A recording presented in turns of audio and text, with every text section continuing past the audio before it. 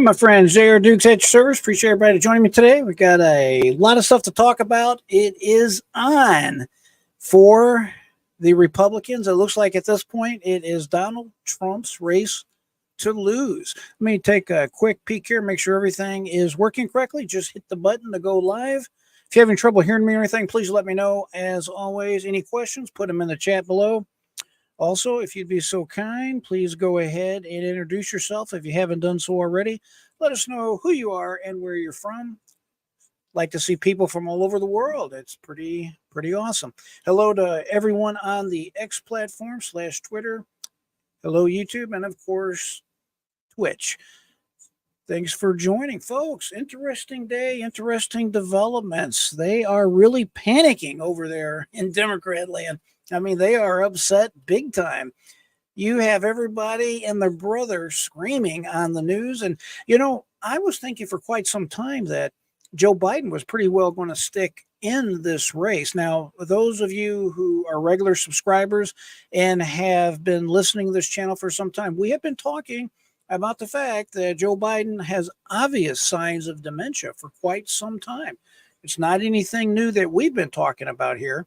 I said a long time ago at the State of the Union, he came out all fired up, ready to go. Clearly, they're giving him some kind of medications, Provigil, Ritalin, something along these lines. I think what happened at the debate the other day is real simple. I think that they did not give him the medication that they normally give him, at least not as much of the medication. And I believe they waited till closer to the debate to give it to him so he didn't seem so wired up right out of the shot, so to speak. Just speculation. I have nothing to base that on other than my own observations. And to be perfectly honest with you, I take some of those medicines myself, specifically Provigil. It just basically helps you wake up. And it's normally for people with narcolepsy, but it's off-labeled, basically to help you wake up, give you a little more energy, that type of thing. So if you remember previously, we talked on the computer many times, and we checked with AI and some other interesting places to check out, and that's exactly what they said. There's all kinds of nootropics. They call them, generally speaking, nootropics, medicines that help improve performance one way or the other. But at the debate the other day, I think they gave him the medication too close to the actual debate. And then if you noticed around the second, I guess the second round after the first set of commercials, boom, he was a little more engaged, definitely much angrier. And that's all the reasons why I base the statements I just made on. So, all right, we're going to check out the chat real quick. Let me know if you have any trouble hearing me. Today's agenda, just so you know, the main thing we're going to be checking out is the White House press secretary, the conference that she gave today. What a unenviable job to have to sit there and convince everybody that you are telling them the truth when we all know exactly what the truth is. All right, hello to my friend Sapphire. Appreciate you joining us today. Penny Shook from White Pigeon, Michigan. It's nice to have you here. Yep, we have to stop all this BS. No doubt about it. Of course, my friend Sapphire at Sapphire Ridge News. Good to have everybody in the chat. Please don't hesitate to introduce yourself. One final thing, too. Let me make sure we got it in the chat. I believe I put it at the top. This is a live discussion. If you'd like to join live, feel free to do so. Just simply click on the link I just entered into the chat, or that you'll find at the top of this chat thread. You can appear via video like you see me right now, or you can simply turn off your video feed and just simply phone in a question, so to speak. All right, let's start getting right into it. First of all, did anybody like the icon that I came up with? I thought that was a little imaginative, if I do say so myself. I don't know how many of y'all are old enough to remember the movie The Weekend from Bernie's, or Weekend at Bernie's, I should say. I believe it's from 1989. And it basically has to do with this host that dies while they're supposed to have this fun weekend. And instead of turning him in as a person that died, they basically keep him alive by dragging him around with them as if he was alive. Now, admittedly, it's been some time since I've seen the movie, so I don't remember every single thing.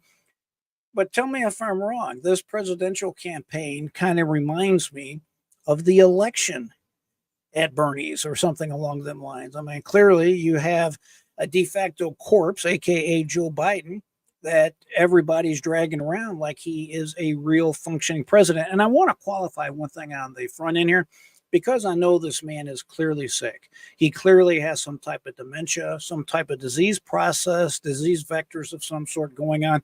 That's unequivocal. It's very, very obvious what's going on. So my point is, I really don't want to necessarily make fun of him. I don't think that that's appropriate. I think that's abusive. However, because he is in the position that he is in as president of the United States, I have to tell you the way I see it. And if comedy serves its purpose, so be it. But I just want to be clear about that. If he was just a normal individual, I would not have nothing to say about it. And I sure would not be making any type of comments or putting his head on the Weekend at Bernie's logo or movie poster or whatever, because in my opinion, it is sad what is happening to him as a human being. I definitely don't like him. I definitely don't like his policies. I'm not happy with his administration whatsoever, but I'm a human being. We're all brothers and sisters in Christ, and I feel for the man on that particular level. And as far as his health goes, I truly only wish him and his family the best. Having said that, we have to call it out for what it is. This man is corrupt. His family is corrupt. I did not believe this myself until I started looking into these allegations a few years back. And that's just the truth, because when Joe Biden started in politics, you may or may not know this, it was kind of a tragic situation. I believe his first wife died in a car accident, and he was essentially a single father with two sons. And I think at the time he was a representative or just a new senator from his state. Whatever the facts were, that's basically the early 70s, because I believe his living son is approximately my age, if not exactly my age. So that kind of gives you a little bit of a time frame. But since then, we have numerous examples of Joe Biden lying, the corruption. I mean, how does an individual like him that's been in politics his entire life have a family, including himself, that's worth multi-millions of dollars? Clearly, there's some type of malfeasance, some type of shenanigans going on. And I just want to point that out for what it's worth. So, matter of fact, I think my friend Sapphire is ready to go. So let's say hi to him real quick, then we're going to get right into it. All right, my friend, how you doing today? I'm doing well. I've How got are some you today? news in the house, and we appreciate you being here, my friend. What do you think about what's going on today with the news and everyone else just kind of falling all over themselves, just trying to get out there and get ahead of this seemingly never-ending story post-debate? I I thought it was going to eventually happen, but I didn't think it was going to be this quick or this big. Well, we've talked about this a lot. And as you are quite aware, I myself have been shouting this from every way that I can shout it. Something's wrong with Joe Biden. Yep. Something needs to be done. I don't know if you share this view or not, but I believe if this continues the way it's continuing, this could potentially be a story bigger than Watergate. And the reason I'm saying that, we're going to be looking at a video here in a minute of the White House press conference that happened today. I think it's very important to look at it because I think there's some clues and some inferences we can make just by looking at the press secretary's behavior. But what I think is going to be problematic and scandalous is essentially you have all these people around Joe Biden who's been enabling him and lying to Right. the American population, if not the world. And it's a fraud upon the American people. And when you get this type of fraud, this level of fraud, you get to this area that, frankly, is criminal. It's a criminal conspiracy to hide the fact that you have a man that is in mental decline. It has nothing to do with age, folks. I'm not talking about age. What I am talking about is a man that is in a situation you cannot fight father time. It's just that simple. What do you Right. say? Um, I agree. And I did a video this morning, well, actually yesterday, and then I did an update today on Valerie Biden, which is Joe's sister. She went on X over the weekend and posted that she was angry at Jill Biden for her abuse of Joe Biden, that he was diagnosed with advanced dementia 2 years ago. And I did an I update today because her X account is now gone. Yeah, I heard that same story myself, and I was trying to get some kind of tangible way to verify that. And as we discussed, the X account was gone because I tried to look for it because I was interested in that statement, that Right, particular story myself. I like to tell everybody straightforward and straight up. If I know something, I tell you what I know. If it's an right, inference, I tell you it's an inference. If I have a source to back it up, of course, I will say the same. If it's something confidential, that I know, I will tell you that it's a confidential source or whatever that told me right. such and such because I want to be accurate and I want to be honest with everybody that tunes in and watches this particular channel. What do you think about all the lies that's being told in the press right now? I mean, you still have people like this press secretary we're going to take a look at here in a second. They still are walking out. I think it was Senator Coons that ran with Hillary Clinton for the vice president back in 2016, coming out and on CNN. And by the way, I have that video we're also going to take a look at, coming out, looking at the camera, straight into the camera, and lying to our faces what we know is the truth. Everybody and their brother in the Democratic Party has been coming out and saying, oh, you should see the Joe Biden I know. The Joe Biden I know is engaging. The Joe Biden I know, he takes charge of the meetings. He asks questions that I didn't even think of. This guy's nothing but a scholar himself. And I just think it's just obscene. Did we lose your feed there, young man? All right, no problem. We'll bring him back as soon as he comes back in. But folks, that is what's going on. And I do have a little bit of a breaking news story that I want to go ahead and add to the stage real quick. So give me 1 second here and let's take a peek at this.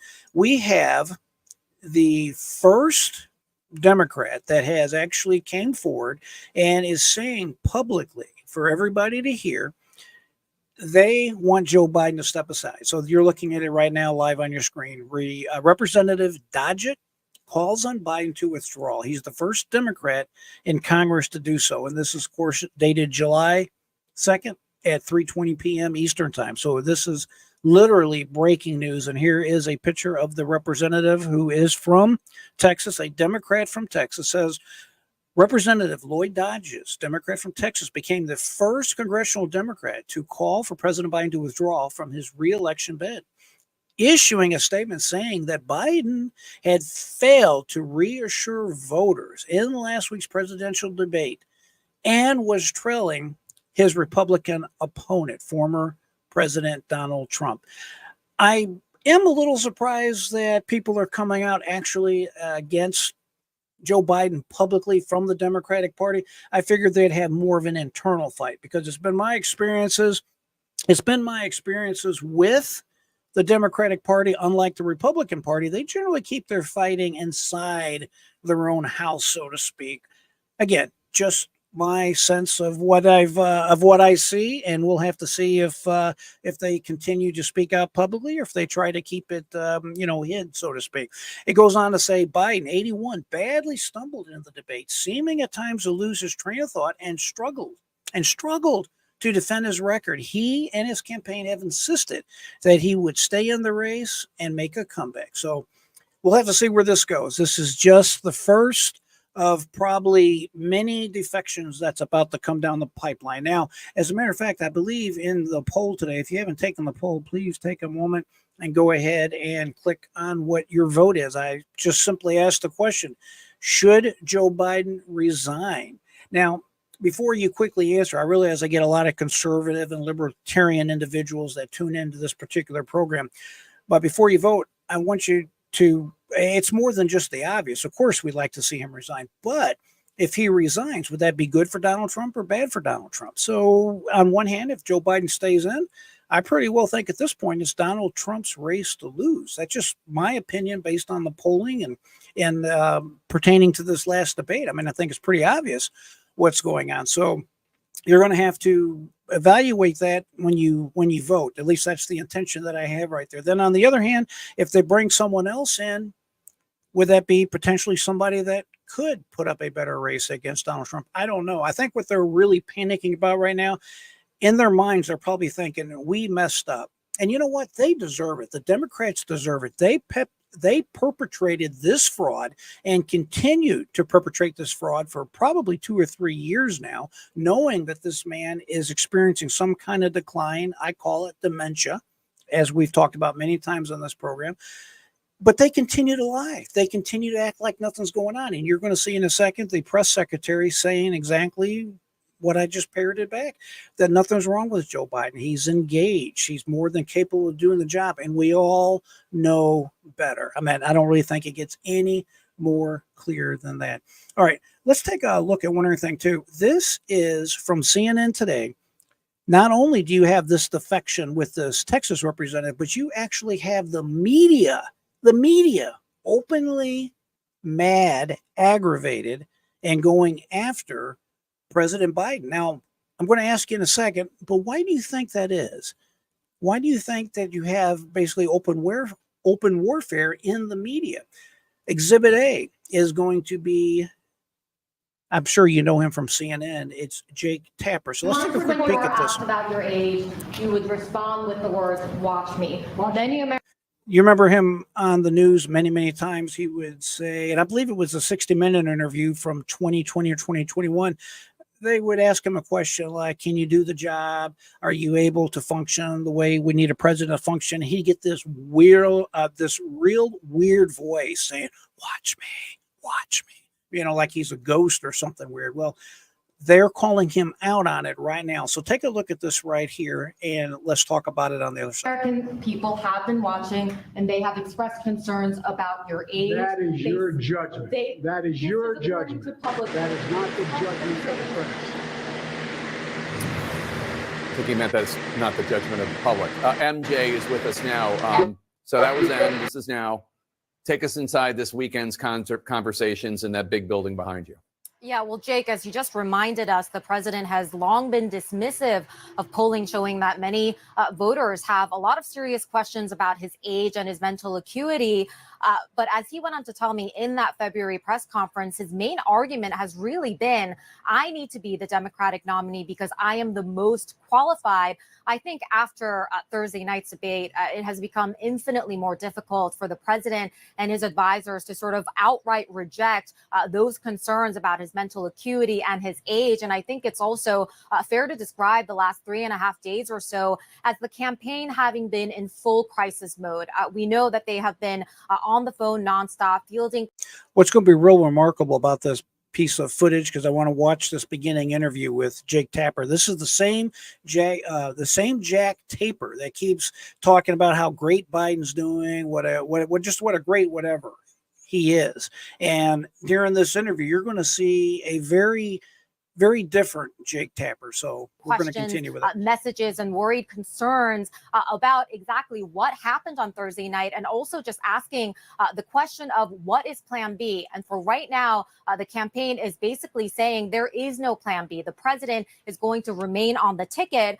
We know that he spent the weekend at Camp David with members of his family, and the family has very much been encouraging him to stay in the race and to continue fighting. The campaign is saying it is not even a remote possibility that the president is going to drop out of the race. But it is clear that the family is frustrated with how some members of his team handled the debate.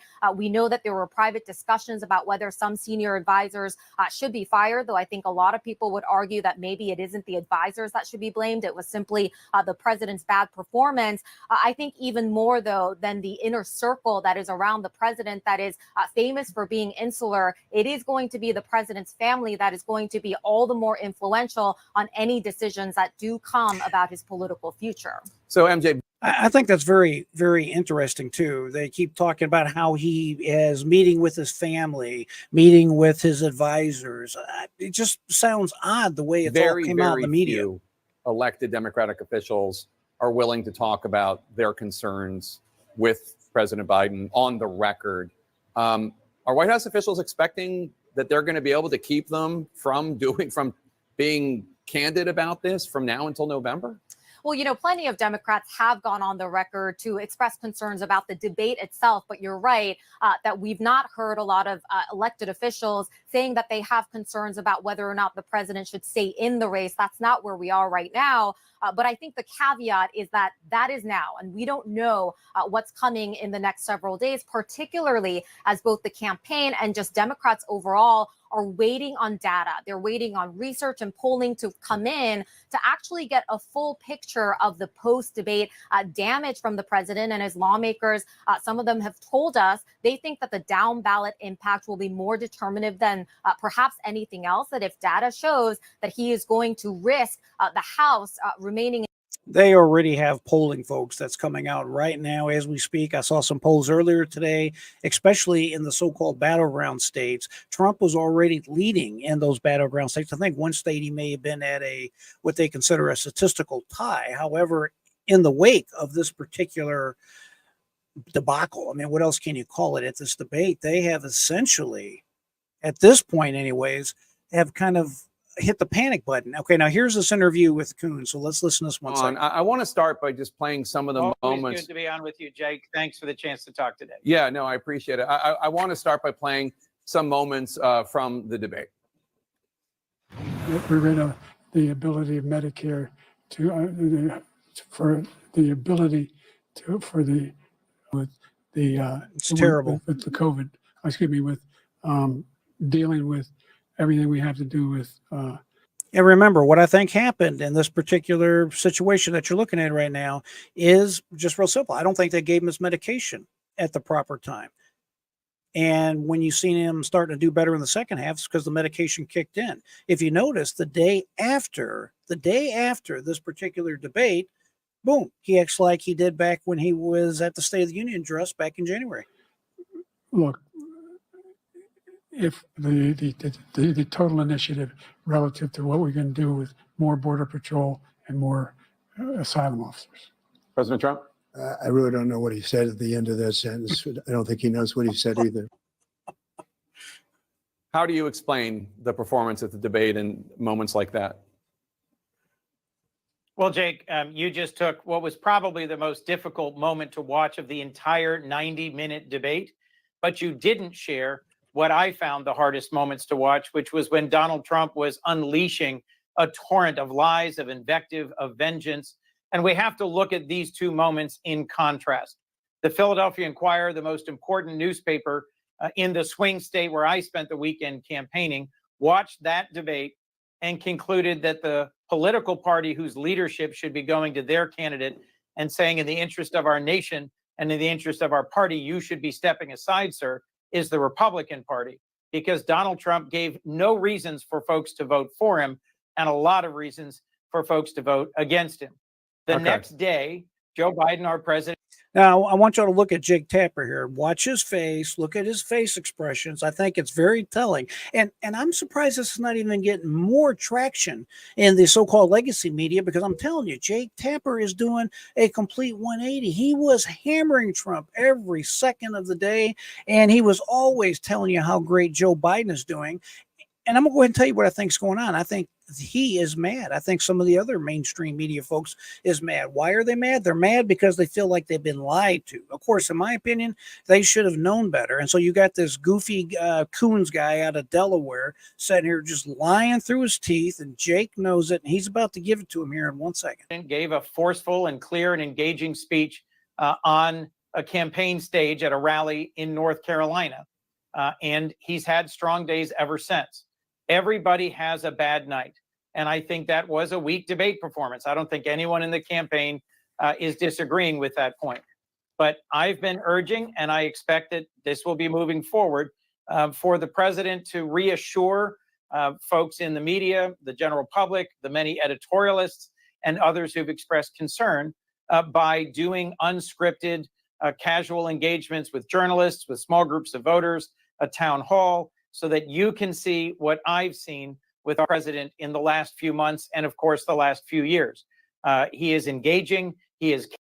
With him sitting there spewing those lies and saying, you know, what I see, what I think of that song, do you see what I see? Capable. He has an incredible record as president. Terrible. I don't think you would dispute that, Jake. But the core question is whether what you saw in those few moments of the debate and over much of the arc of that 90-minute debate was something.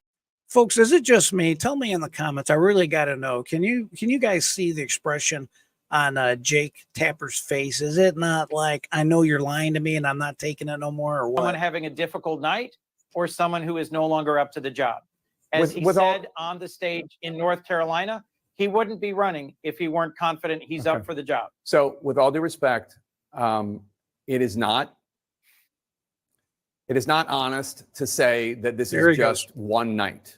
There have been moments like this that people have seen in front of the cameras, and other moments, but with cameras not there. Just 2 weeks ago, let me just show this clip. There was another moment.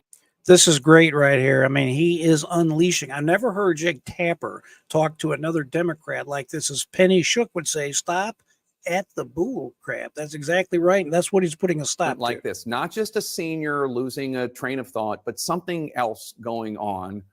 Here he is. It was an event about immigration. He tries to introduce DHS Secretary Mayorkas, and there's some sort of glitch. I don't know what it is. Let's roll that tape. Thanks to all the members of Congress and Homeland Security Secretary. I'm not sure I'm going to introduce you all the way. But all kidding aside, Secretary Mayorkas. I don't know what that was. That doesn't trouble me at all, Jake. Frankly, you can put up a dozen clips of me, of you, of anybody who's on TV, who speaks publicly all the time, losing their train of thought, misstating who they're about to introduce, not having a fluid moment. And if we're honest with each other, Jake, every time Donald Trump speaks in front of a rally, there's long stretches where he is saying nonsense, where he's talking about whether he'd rather be electrocuted or eaten by a shark. You know, it is so sad and such a shame. As I've been saying many times, these people all think we're stupid. They think you're stupid.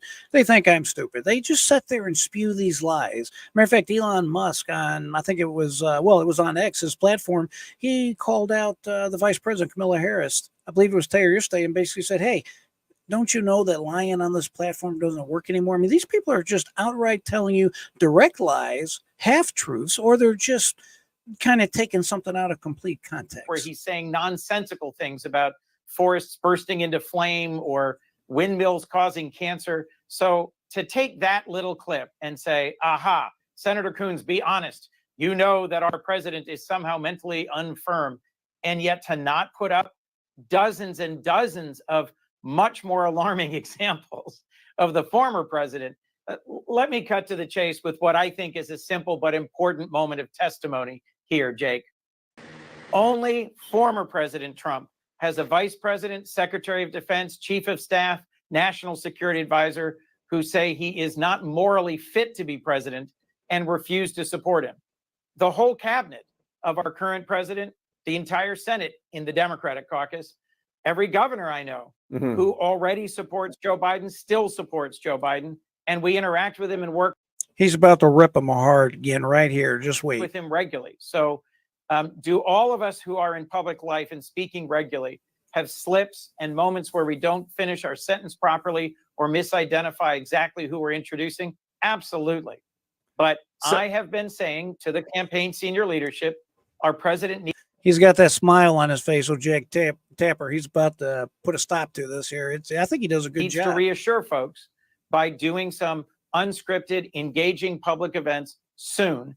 Otherwise, we're going to keep having this exact exchange until the cows come home and maybe until November, which I frankly think is a disservice to our country. So, first of all, I don't think it's accurate to suggest that the news media hasn't provided or shown the American people clips of former President Trump saying odd or potentially distressing things. I think that we've been doing that since 2015. And obviously, we have also been covering many people who worked in the Trump administration who have not endorsed Donald Trump. If you want to talk about a candidate to candidate matchup, I understand. That's not really what I'm talking about. And I don't think it's fair to compare you or me losing our train of thought with whatever we saw on the debate stage on Thursday and that little clip from 2 weeks ago. But let me move. This is the first liberal I have heard say anything like this. He just flatly called the guy out. He said it correctly. You can't compare what Donald Trump has misstated or made a mistake with a city or a person's name compared to what Joe Biden is doing and not done. So that's why I look at it. Sapphire, you got a quick comment? Yeah, I think this is just beyond things that they've walked around with blinders on, it seems, for the last 3 years. And now all of a sudden, oh, the emperor has no clothes. I think it's just outright fraud on the American populace, just to be perfectly blunt with you. Let's get through this interview, then we'll chat about it. Move on to one other All right. question, because there is this question of what if? What if the Democratic Party decides to do something that you obviously don't think is wise? The Biden campaign wrote in an email this weekend that if President Biden were to drop out of the race, quote, we'd switch to candidates who would, according to polls, be less likely to win than Joe Biden, the only person ever to defeat Donald Trump, unquote. Then the email goes on to show polling from, to be honest, partisan pollsters that shows Vice President Harris, Governor Gavin Newsom, Pete Buttigieg, and how they match up. Now, to be frank, they're only 1 percentage point behind Joe Biden in those head-to-head matchups with Donald Trump. So it does not actually look as though there would be that much of a difference between the guy who has been president for 3+ years and has been spending tens, hundreds of millions of dollars running as a Democratic nominee, and the people who haven't even been running. What's your question, Jake? How does that make your point? If you have Newsom, Buttigieg, and Harris are only 1 point worse than Biden in the head-to-head matchup, how is that like showing some sort of strength of President Biden? Jake, I may be missing something. You're asking me to explain and defend an email that I didn't author or send out. Is your core question? Let me see if He's going to correct it here in a second. He's about to put it to him bluntly again. But whenever you see people starting to say, well, what's your question? Are you asking me a question? That's basically an old attorney trick, and it's going to move on quickly. Bad night or a bad moment here or there. Let me just ask you, do you truly think that President Biden is the strongest candidate to take on Donald Trump in November? I think Joe Biden, two things, is the strongest, most accomplished president we've had in my lifetime. Not the question. That he's been counted out over and over and over. And he can go to the stage and say, here's my record.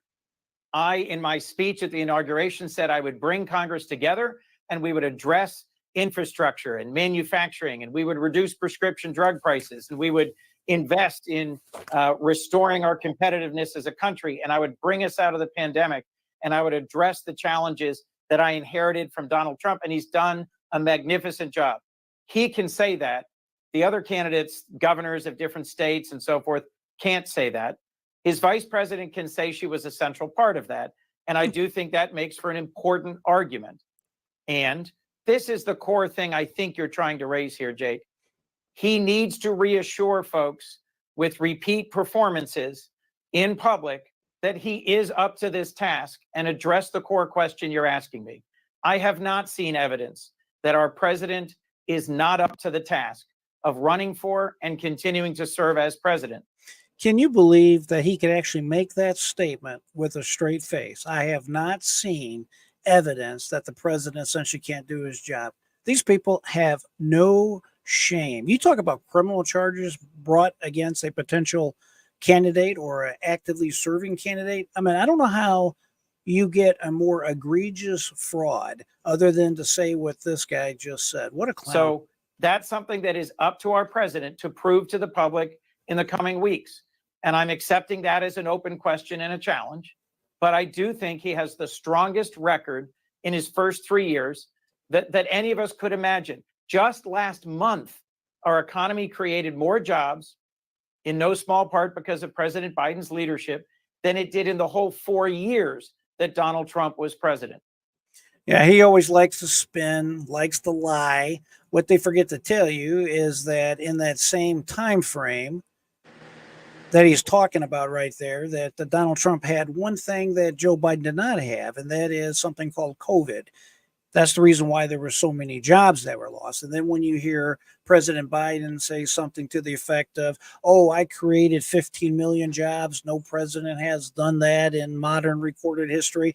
Well, technically the way he's looking at the statistics, you might be able to make that argument, but in reality, it's basically another lie because it's what we call a lie by omission. He forgets to remind everybody. As a matter of fact, there's nothing forgetful about it. It's a purposed lie.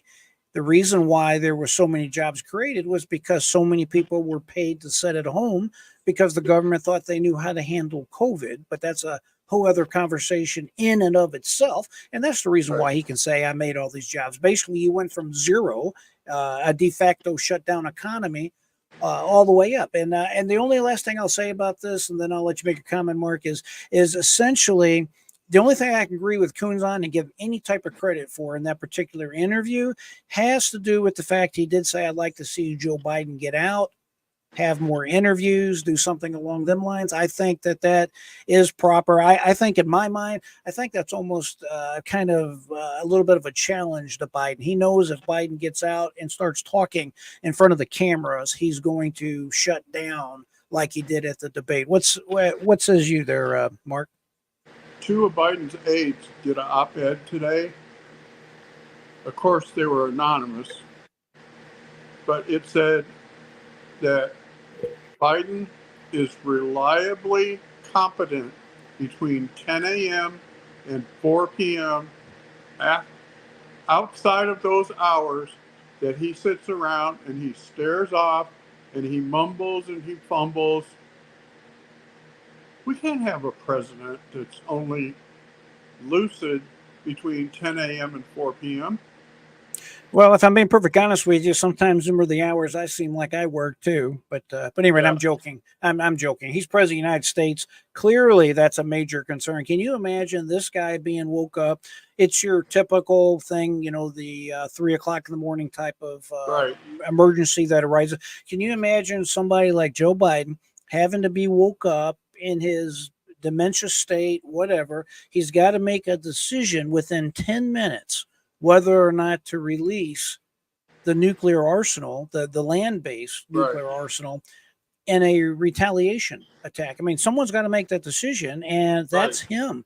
Can you imagine him being able to make a decision? And at the same time, the Secret Service is grabbing him and they're taking him through halls, trying to put him in some kind of secret bunker or whatever. I mean, that's just the protocol that they use.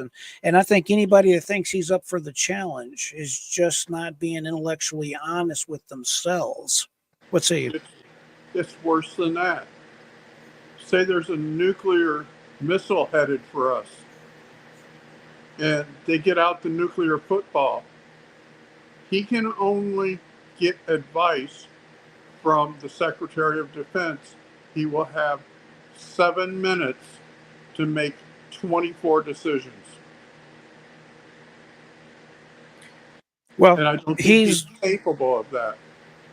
No, I don't think he is. And unfortunately, just like Charles is saying there, I think Joe Biden, or rather his wife, Dr. Jill Biden, that's another scam in itself. I don't want to get off on that tangent, but that doctor in her name is an honorary title. You talk about fraud. It's just part of the entire Biden clan, just fraud and criminal activity. I don't think he should be called doctor or use that title based solely on an honorary degree. And it's just my humble opinion that unless you are a practicing doctor, you've delivered a baby, I don't even know why someone's called a doctor. Again, that's just my humble opinion. People can disagree with, but that's the way that I see that. All right, so I'm going to switch gears right here. Let's take a look at this. I think it's extremely interesting. We're going to switch this out. What I want to take a peek at is this video from the White House. This just happened a few hours ago. Let me take a second and share this on my screen here. Okay, here we go. This is the White House press briefing, and this secretary's name is Carney Jean-Pierre, something like that. Yeah. Interesting name. She's a little bit better at doing this than she used to be. We're going to pick it up right where she walks out. It's not that long of a press conference, but folks, you have to hear this because I'm telling you, this is extremely interesting. It's hilarious to watch her dance so to speak, trying to creatively make this stuff up on the fly. This is the same woman. If you remember, what was it? Not even a week ago, she came out with these terms talking about cheap fakes, these deep fakes. I believe she's going to deny that she came up with that term cheap fake, but that's what it was. That's what they've been telling us all this time, is all these videos of Biden having clear dementia, some type, like I said earlier, like a disease vector, some type of disease process going on with this man. She's been calling it anything in the book other than reality, and we all know better. It's just obscene. But anyway, let's get right into it. Let's take a look at this, and we'll stop periodically and make a few comments here and there. Folks, again, if you have any questions whatsoever, please put them in the comments. I'd love to answer all questions that you have. And I just put in, again, a link where you can join the discussion. You can simply call in. You don't even have to be on camera, or you can join like Sapphire does often on the channel. We'd love to have you on and hear what you got to say. So anyway, just click on that link if you're interested in joining our live conversation here. Here we go. She's about to walk out about 2 seconds. And again, for those of you who just tuned in, this is the White House press secretary giving the press briefing that just happened. I think it was about 3 o'clock, maybe 2:45 today. She was late as usual as she was coming out right there. But to see the engagement with her and the press pool is interesting, to put it bluntly. And the good news too, they do have like a transcript right here, or a closed caption, which I like to leave on, especially with the press briefing, just so you can make sure you understand exactly what she's saying. Any comment, Sapphire? She's rich. She's rich. I've always found her entertaining. Back when I first started my channel, I used to broadcast these White House press conferences all the time, and the Pentagon conferences, and sometimes I still do. Here she goes. Hi, everybody. Good afternoon. Steve, you're such a ladies' man.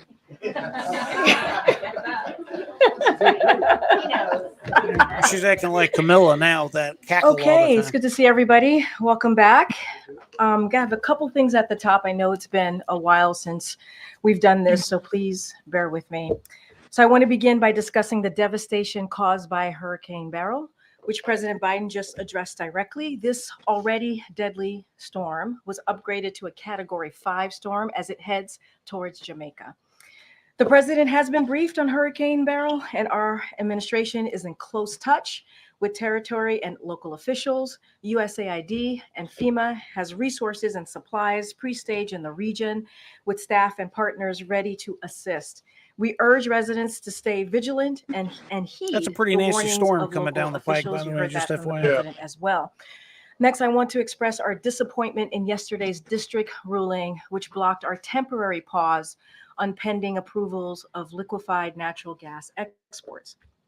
While congressional Republicans and their allies continue to deny the very existence of climate change, President Biden is committed to combating the climate crisis with every This is the kind of guy that would love to destroy. That is why we will continue taking action to transition to a. This is the guy that would love to destroy our economy on the hopes that maybe we can cool things down 1 degree. Yet you have China, Russia, and the rest of the world just pumping and dumping as fast as they can. These people are just absolutely stupid.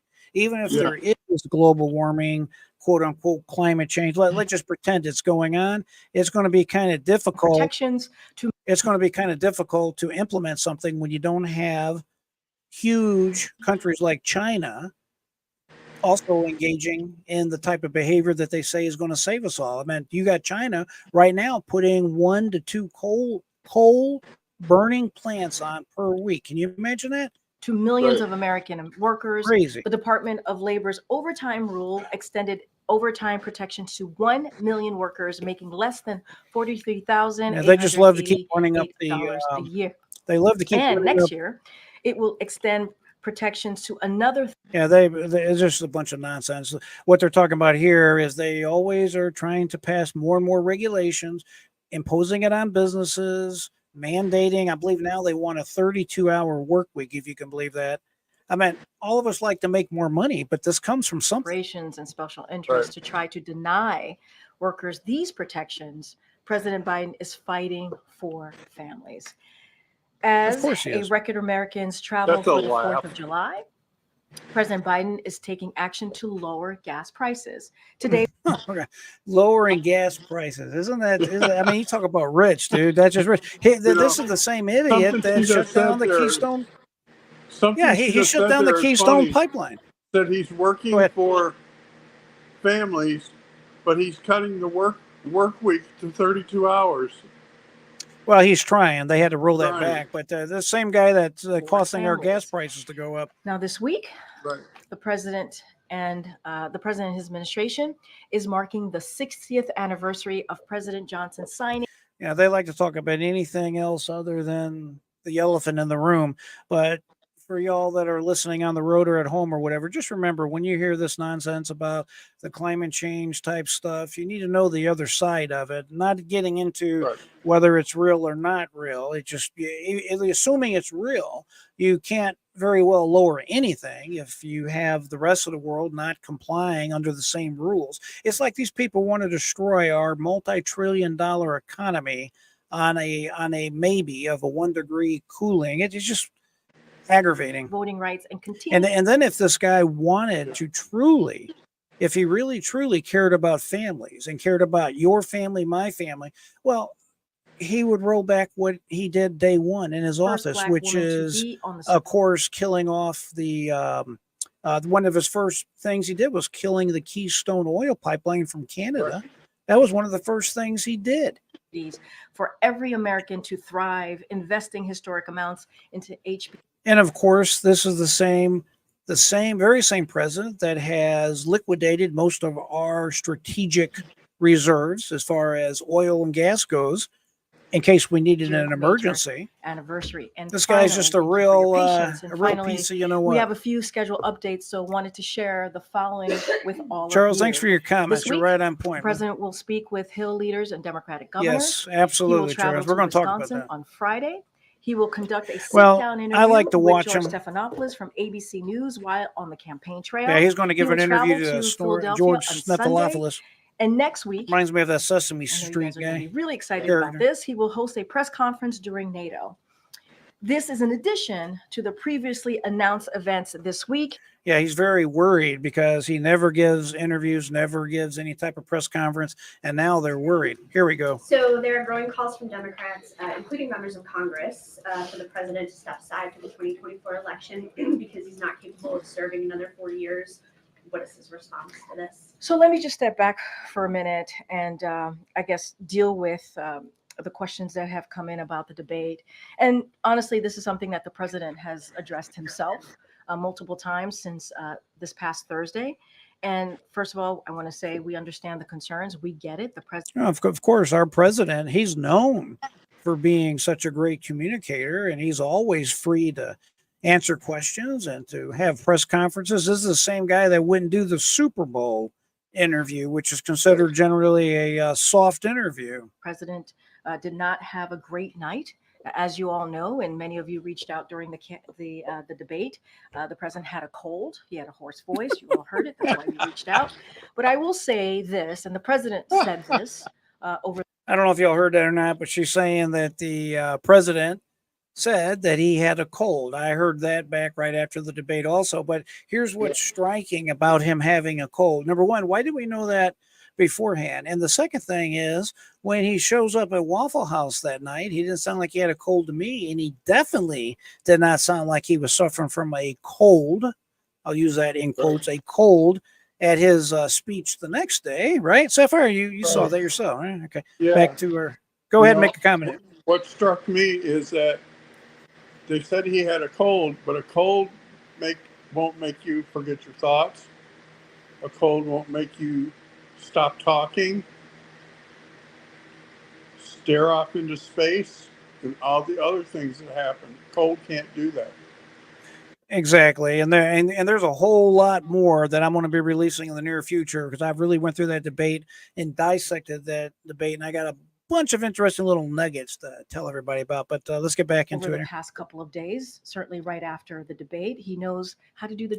By the way, if anybody has any trouble hearing this video or In the alternative, you have a question, again, drop it in the chat. I'd be happy to stop, answer whatever question you got, and just state the obvious. There is a small CC caption in the middle of the screen if that helps anyone out there. So just FYI. Do the job. And he knows how to do the job, not because he says it, because his record proves it. Because for 3.5 years, almost 4 years, the president's record has been unprecedented, delivering for the American people. Another thing that he said that I would add is he knows right from wrong. He knows how to tell the truth. And again, he knows how to deliver for the American people. Joe Biden is a person. I'm sorry, I've got the comment, folks. I hope you come here in part to hear what I got to say. Yeah. I'm telling you, it is just too much to sit by and listen to that nonsense. He knows how to tell the truth, really. Like there was no U.S. service members that died under his watch at the time he has been president. He's such an honest man. This is the honest guy that went over to Ukraine and said, you either fire so-and-so prosecutor, or I'm going to go ahead and pull funding or pull aid or whatever.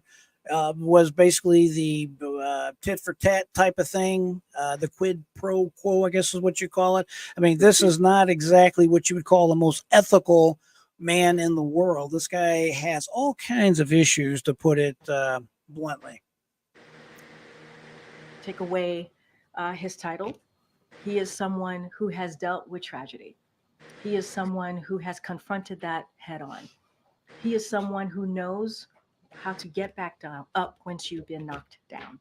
That is something that he understands very, very well. And I think, and we believe, that's something that many of Americans across the country understand as well. And he knows how to come back. He knows how to come back. And so the president's going to continue to focus on what he's been doing the past 3.5 years. He's going to continue to focus on the American people.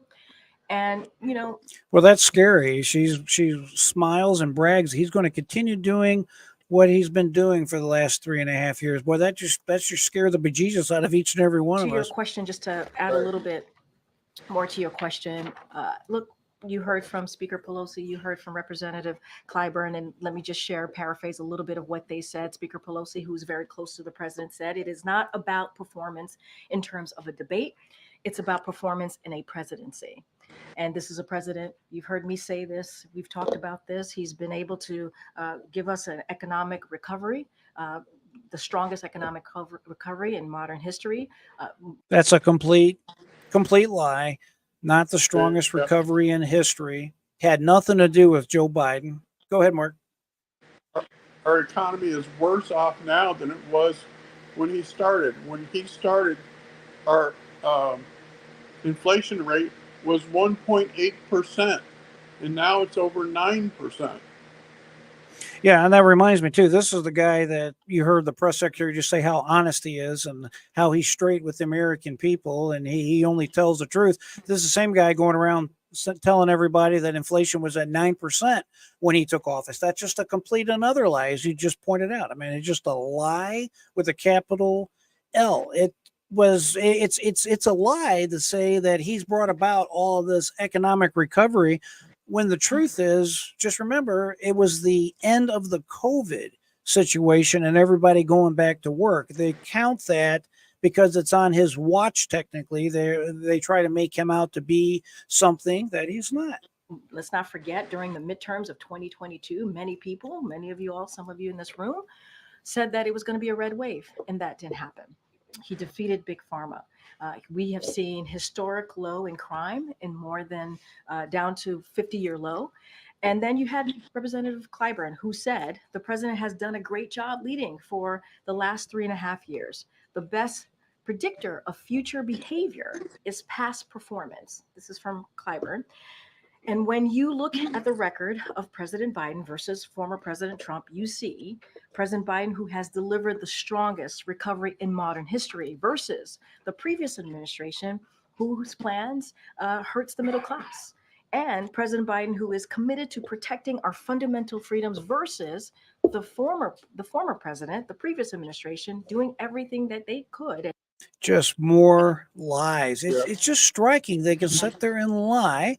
Look at that face she's got right there. Just sit there and lie with these straight face. Obviously, it's just their talking points, these woke Democratic talking points. It's just a absolute and complete lie. Nothing she said for the most part there was true. And as far as a fear for democracy, it's Joe Biden that brought about this lawfare. It's Joe Biden that caused Donald Trump to be taken off of the ballot in Colorado and Maine. It's Joe Biden, his administration, that effectively has been coordinating everything from Fannie Willis to Letitia James to this Jack Smith nonsense. It's just palpable the way they try to pass this off as they're there to defend democracy. Comment? Yeah. Judge Joe Brown said something about her. He said, so she's the first Black female lesbian press secretary. He said, none of that has anything to do with the fact that she sucks at her job. Well, she, when she first started as the press secretary, they weren't even sure she was going to be able to do it. And of course, this is more of that DEI nonsense. Right. She's chosen because she's Black, not because she was the most qualified. Admittedly, she's better at her job, which is, in my opinion, lying, than she was when she first started. Because I don't know if you remember or not, but when she first started as a press secretary, dude, she was terrible. But any rate, let's continue. And they did, to overturn Roe v. Wade, and they are responsible for that. And that's coming from two people who are not just leaders in Congress, but also close to the president. I think part of the problem that Democrats are articulating is that it wasn't just that he had a cold, but rather he had answers. He was trailing off.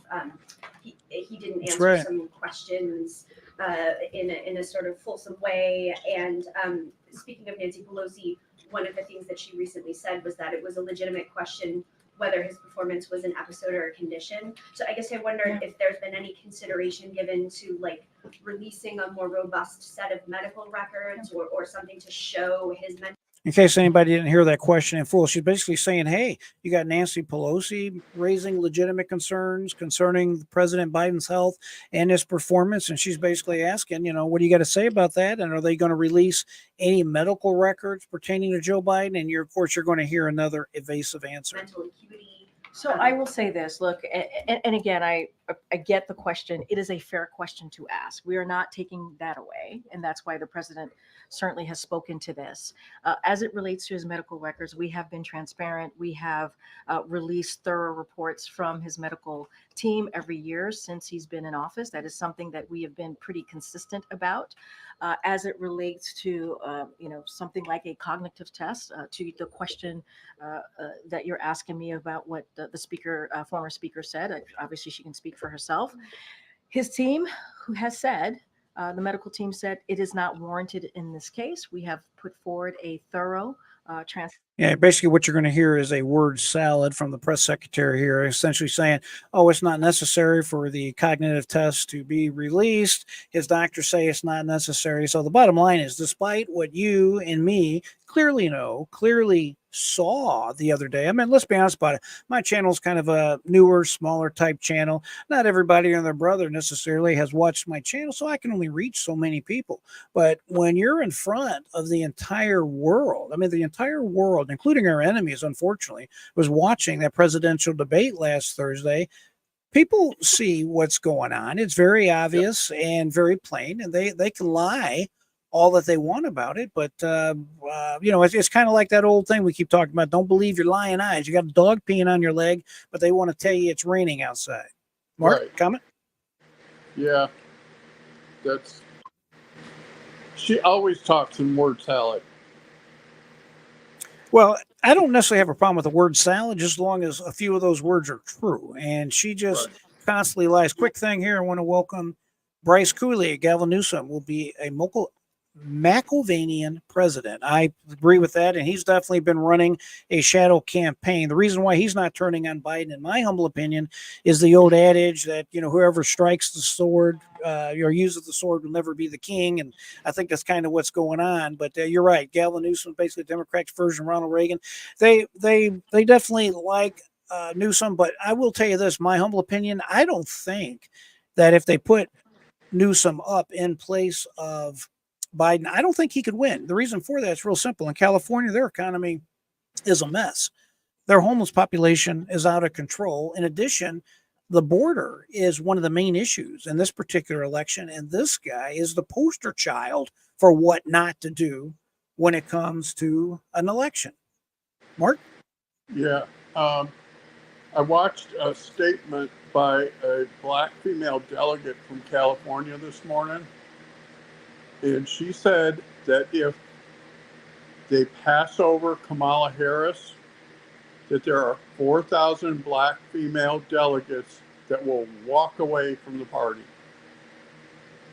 If they don't if they bypass Kamala Harris? Yeah. She said, I we think will that's blow very this possible. party up. Yeah, I think that's very very possible. By the way, Bryce, I like your comments there. I think you got some good points, and you very well may be correct. We'll have to wait and see. In relation quickly to Kamala Harris, her polling numbers are absolutely terrible. I don't think anybody particularly likes Kamala Harris, and it's not a matter of just not liking her. She's the definition, the poster woman again for incompetence. You know, that hackle. She doesn't inspire confidence. She doesn't inspire any kind of respect in the sense that, hey, here's a person that knows what they're doing. I don't even think the Democrats believe that. I mean, they can say they do, but clearly they don't. And I think that's one of the many problems they have with replacing Joe Biden. And of course, Bryce, I appreciate your comments, but I don't think, and I could be wrong, but I'm going to tell you what I think. I don't think Biden's going anywhere. I know everybody's saying he's going to be replaced, and admittedly so, there's definitely a movement. I mean, at this press conference is Exhibit A. They are really tearing into him with everything they have. I mean, even have the press turning on him. My opinion is it's going to be Trump and Biden all the way to Election Day. And the main reason I base that on is because I think they still believe Biden is their best chance to beat Trump. And not only that, if they get rid of Biden, it was just like Mark was saying. So they get rid of Biden. How can they possibly say Kamala Harris cannot go to the top of the ticket? Especially the fact she's a woman, especially because she's a black woman. It's just like Mark said, if they replace her, then you're going to have this racial nonsense entered into it. Oh, she's passed over because she's a black woman. It just would be a complete mess and a sure bet that the Democrats are going to lose. Again, just my opinion, but we'll see. I'll save this part of the video right here. You hear me saying it on video. It's going to be Biden and Trump all the way till the election. And if I'm wrong, I won't re-show this video, but that's my prediction. That's my prediction anyways. Okay, here we go. Transparent annual report on his health. So they have said that is not warranted. It is not necessary. Again, we understand. We understand. We're not taking away from what you all saw or what the American people saw. What we've seen, it was not just saw. a bad night. Plural. It is not uncommon for incumbents to have a bad night on their first debate. And we are going to continue to do the work that we have been doing on behalf of the American people. I think the president record certainly speaks for itself. All right, my reply to that. There. Go ahead, Mark. She just lied right there. Biden is known in his career for being a master debater, for being an excellent debater. And she just said that as an incumbent, this is his first debate. Well, Joe Biden thinks he's a master of everything. You know, he's a Right. master debater, master politician, master diplomat. I bet you if he was a fisherman, he would tell us all with a straight face he's a master baiter. You know, so Yeah. that's just that's a joke I'm right going there. to be By the way, doing a video tomorrow. Mark, I think that passed you over. I was making a joke right there, but we'll talk about it later. Okay, but listen, my take on this right here, what you just heard is another one of these lies. They cannot tell the truth, and she may be correct in the sense that a lot of presidents running for re-election maybe don't have the best first debate, but they don't have dementia on the first debate. That's clear for everyone to see. They may confuse something or say something improper, like a city or a name, but they literally don't lose their train of thought and actually forget what the subject is.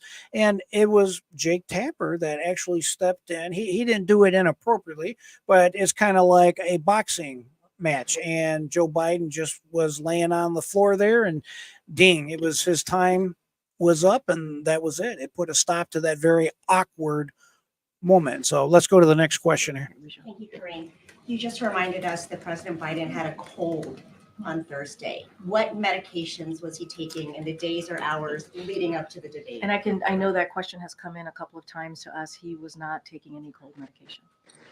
Was he taking any medication that would have interfered with his He was not performance? taking any cold medication. That is what I can speak to. I've asked his doctor, and that's what he stated. Okay, now listen, it's important. I have to stop here. Okay. Did you hear what she just said? She asked him, she goes, was the president taking any medication? That was the question. It's important. Everybody understands this. That's why we're listening to it together. And her wording was, the president is not taking any cold medication. She didn't say he's not taking any medication. He's not taking any cold medication. Anybody catch that? That's pretty good, huh? I did. After All right, here we go. the debate, did the president get examined by a doctor or did he get a neurological scan? A neurological scan? Look, Okay, did you catch that? what I can say is that She repeated it.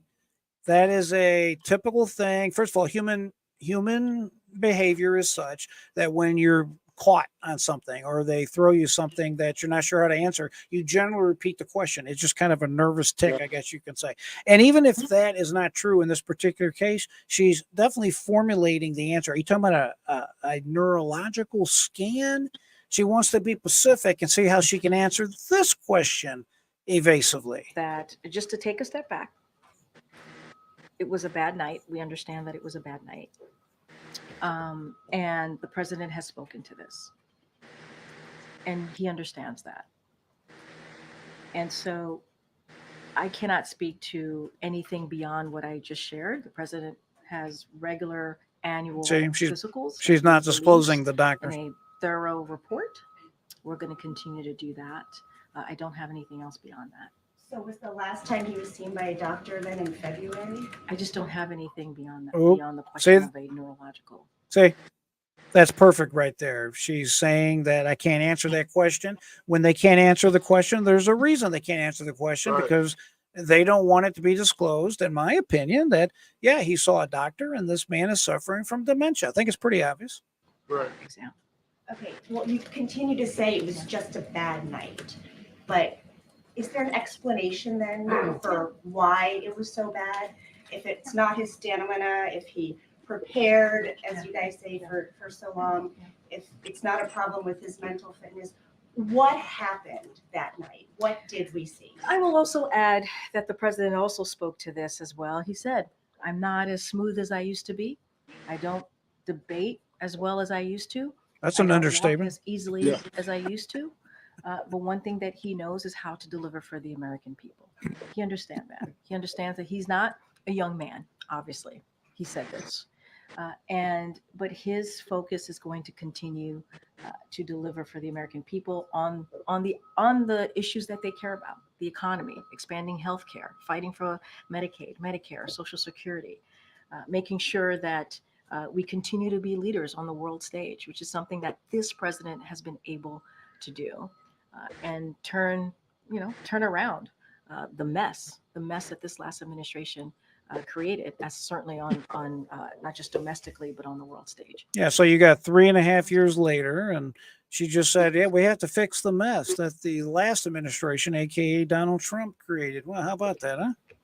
Is anyone in the White House hiding information about the president's health or his ability to do the job, Dave? That's a great question. Given the fact that it's more than a bad night when his political future is threatened, would he be willing to provide more medical information? Would he be willing to have Dr. O'Connor provide more to answer these questions? Look, Kelly-O, certainly understand the question, appreciate the question, but what we have provided has. But the answer is no. Yeah. Just to cut it nice and short. This lady's favorite word, by the way, is look. She's always like, look. It's been very transparent. Has been. Country Watch. But February was this year. It wasn't too long ago. It was indeed this year, and we provided transparent report, a Can you thorough recognize there are report. many Americans who were concerned about his capacity. Was he okay? What happened? And we've now gone several days where he has only done teleprompter comments. He has not taken questions. I know you've announced a press conference. We Yeah. appreciate that. An interview. We appreciate that. Yeah. But there is a period of time here where the public is trying to understand what happened. And the president could help to answer that by engaging with us in an unscripted way right now. So let me just say a couple of things. There's a couple of things that you said that I do want to address. Number one, hours, I don't know, less than an hour after the debate, he went and he engaged directly with the American people, right? He went to a watch party. He was in a room with hundreds of supporters who watched the debate. And when he walked in, they cheered him on.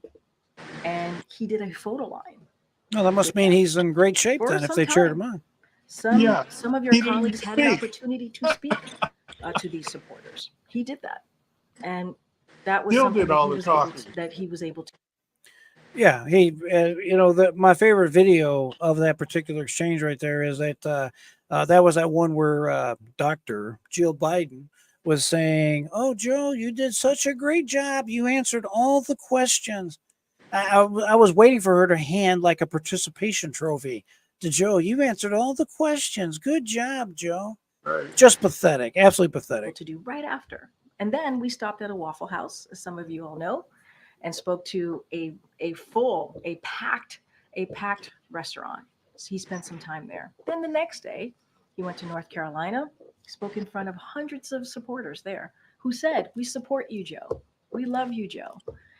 And so he was able to do that. In those 2.5 days or so after the debate, he went to 4 states and engaged with supporters, engaged with American people, everyday people, heard directly from them. And let's not forget, when we landed in North Carolina, I think it was like 2 a.m. in the morning, he engaged with supporters there as well. So the president has been out there. He's been listening to supporters. It's something that he loves to do, not just supporters, but American people out there, everyday people who appreciate what he does, who wants to hear more from him, as you just stated, and got that opportunity to do just that.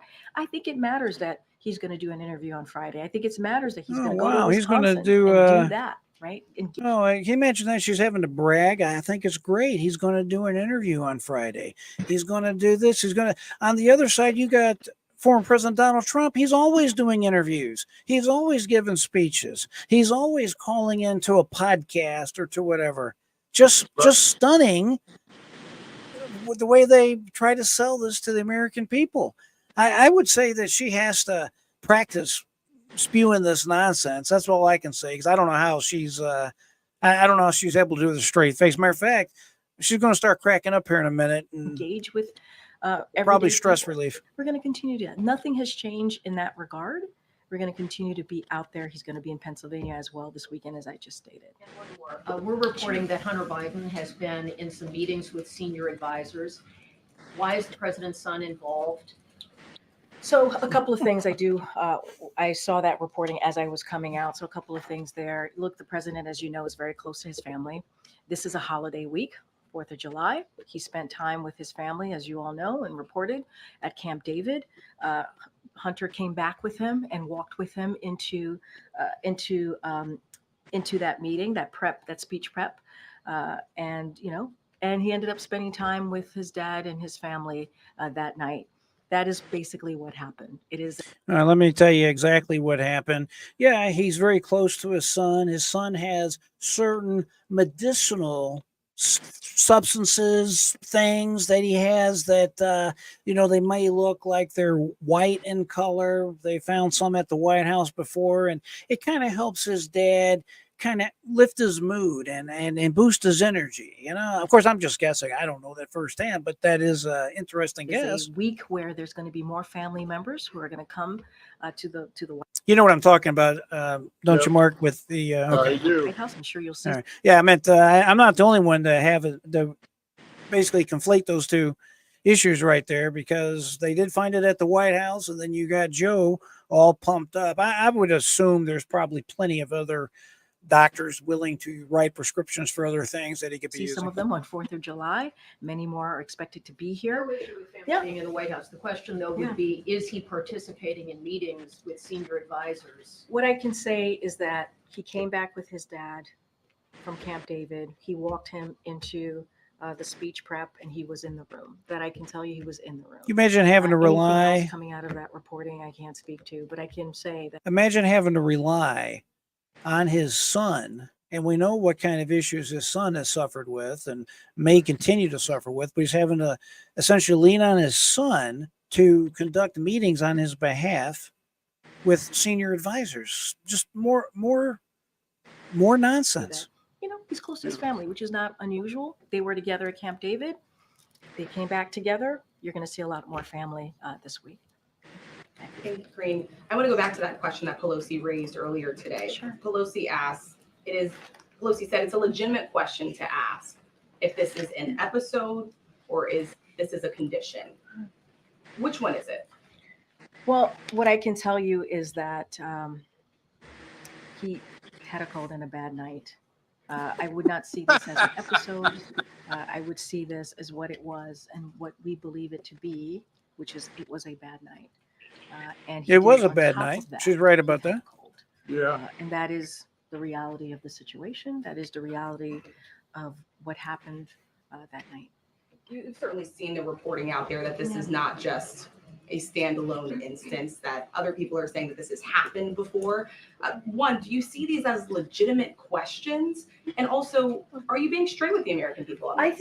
I see it as a legitimate question. I do. And I have said it is a fair question to ask. The president sees it as a legitimate question. And I think also the president saying, I am not a young man. I'm not as a smooth talker as I used to be. I don't walk as easily as I used to. I don't debate as well as I used to. I mean, the president is admitting and saying That's probably the and this is not truest the first time, statement she's right? made. He's talked about his age. Yeah. He's joked about his age many times before. And so you heard that directly from, and we are acknowledging what people are seeing. But we do believe this was in this instance, it was a bad night. Is he disabled? No. And let me finish with your colleague, please. And I know, but shouting out, come on. You know better. Come on. Just one final question. Oh, Immediately man, after she's debate, getting we the whip started to out hear now. the You know concern better. From Democrats You on know Capitol better. Hill, calling it just flat out a disaster. Why didn't the president immediately personally reach out to leaders on Capitol Hill, like Leader Jeffries and Leader Schumer? Look, I can say this. Right after the debate, we were on a 2.5-day swing, 4 states. The president was out there hearing directly from the American people, engaging directly from the American people. Obviously, he respects the Democratic leadership. It is leadership there that has helped him deliver for the American people an unprecedented record on behalf of Americans across the country. So we appreciate them for obviously.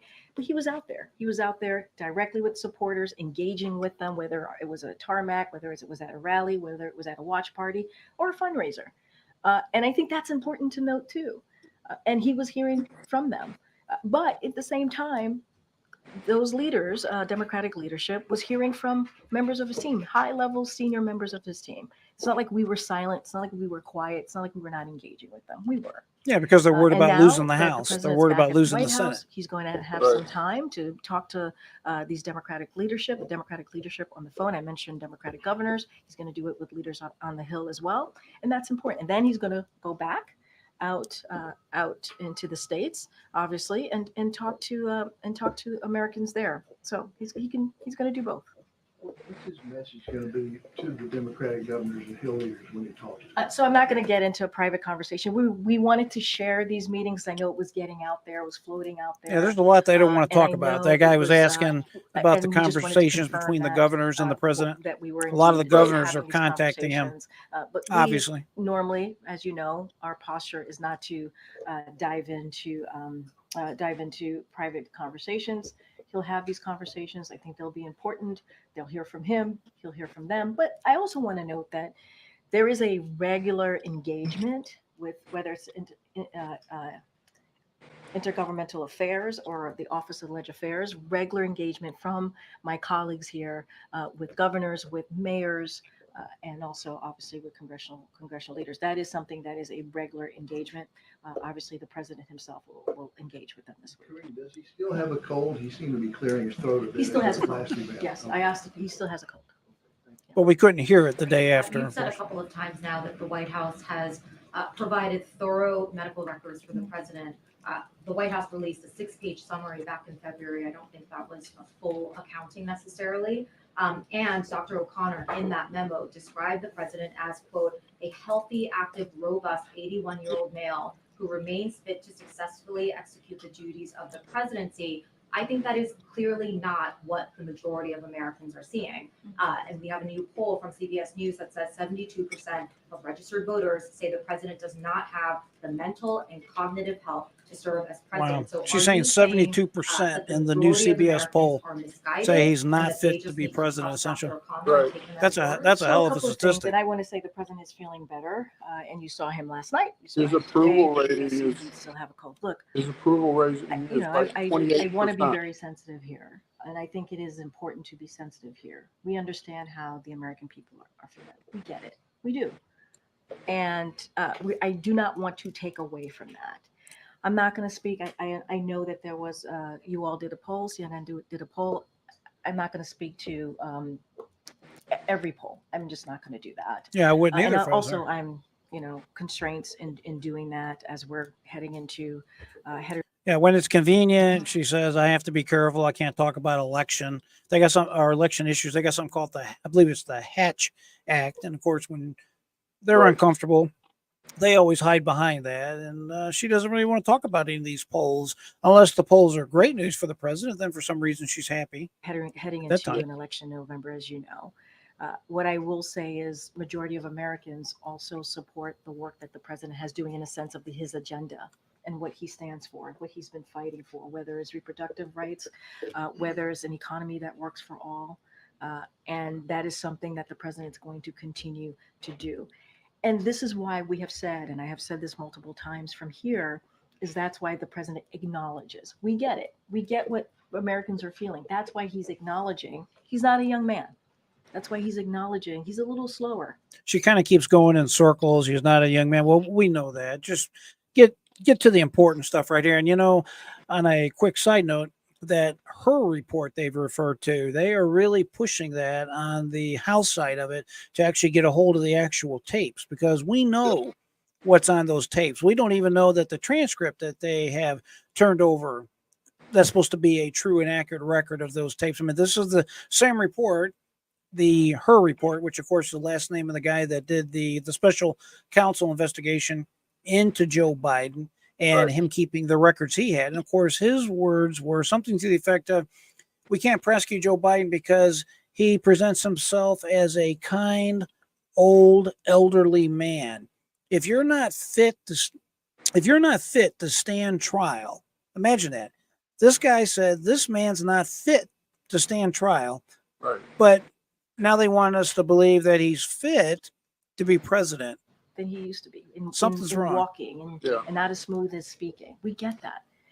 But we also want to make sure that we point to the successes that he's had, his record, and we want to continue to build on his unprecedented record.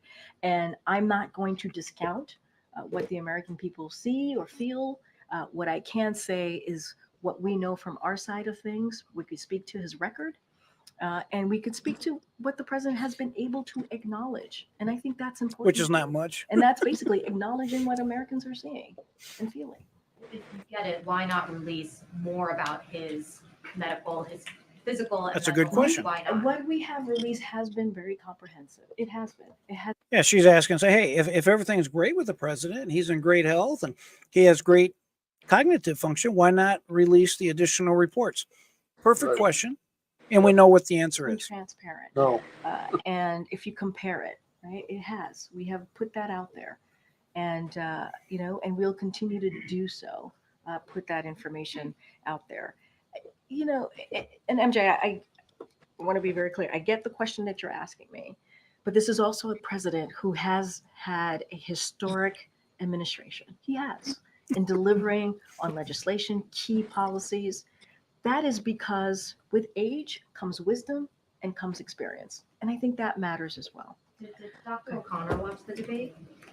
I believe Dr. O'Connor traveled with us to the debate. So Did he have any concerns after seeing the No, president's not at debate all. performance? Not I at have all. one more question after Green. Sure. The campaign's theory of the case for the president staying in the race has been that the president has a better shot of defeating Donald Trump than any other Democrat. We have a new CNN poll that shows the vice president actually has a slightly stronger showing against Donald Trump than the president. So how does the president explain not passing the baton to his own 59-year-old vice president, given that kind of data? So look, as you know, I'm constrained to speaking directly to your poll, and I get it. And I hear the question. I got to be mindful. That Yeah, see, when she's uncomfortable with the question again, she stands behind the Hatch Act. I can't talk about politics or the election. something for the campaign, as you started saying, the what the campaign has laid out, their argument of the case, that is something for them to take up, and that is something for them to answer. What I can speak to is the president's record, what I can speak to, what he's been able to accomplish, and the things that he's been able to do and get done is actually in line with majority of Americans, and I think that's important to note. And again, Yeah, and of course, his record is historic inflation. People having issues paying their bills, buying groceries, buying medication. His historic record is gasoline prices that are through the roof and are much more expensive than when President Trump was in office. His record is depleting the national petroleum reserves. His record is allowing in excess of 12 million illegal immigrants across the border. So we have 12 million new folks among us right now. His record is that disastrous withdrawal in Afghanistan, in which they had, 12 or 13 service members die. His record is wars all over the world, including but not limited to Ukraine and the nonsense going on in Israel. And you have Iran on the precipice of having a nuclear device. But I don't want to digress, but that's his record. Oh, and I have to include, he has all but taken our country to the brink of a serious constitutional crisis with this lawfare that him and his cronies has introduced. But I don't know. Anything to add to that fantastic record, Mark, you can think of? Yeah, we're also on the verge of World War III. Exactly. That's exactly. You know, something that struck me at, oops, you there?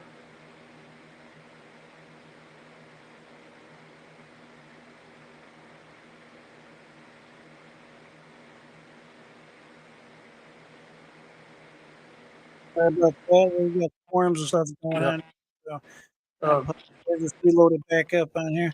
Got a bunch of storms over here in the Florida area, and sometimes what was your comment though? Go ahead and finish what you were saying there.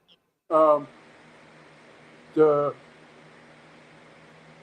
issue with the war in Ukraine, he stated to the effect that there were no boots on the ground in Ukraine at the debate. On Monday, before the debate, he signed an order sending our military contractors into Ukraine. That's boots on the ground. He's taken us down this road, folks, where we are very close to having an all-out war. I don't want to get off on this tangent because I could talk about it forever. That nonsense going on over there in Ukraine. I mean, Russia is not going to lose. I mean, I think Donald Trump said that himself. I mean, it's just common sense. And I want to say hello to Julianne real quick. Thanks, Julianne, for joining us as usual. Yeah, and Trump is definitely leading all over the place, especially where it's real important in the battleground states. So let's continue on with this here. I will say, with age comes wisdom and experience, and that's certainly something that the president brings. Go ahead. Screen. We've seen some real anger expressed by donors and Democratic officials, sort of how you guys have handled the president, shielding him away from impromptu settings and denying, until last week that there had really been any age-related slippage. So I'm wondering if you guys have had a moment to reflect on that strategy, any regret over it, and if, what you would say to folks who think it's arrogant for there not to be either changes towards that strategy or with some of the personnel that are around the president. And you're talking about the strategy specifically about who's around the president? Is that what Well, I you're? think it's two parts, Yeah. right? One is a kind of small concentrated Yeah. group of aides that have been with the president for a very long time, and the other is sort of systematic decisions to shield the president from the impromptu moments that we've seen in previous administrations, whether it's press conferences or interviews or just being out in public more frequently. I mean, look, a couple things there too.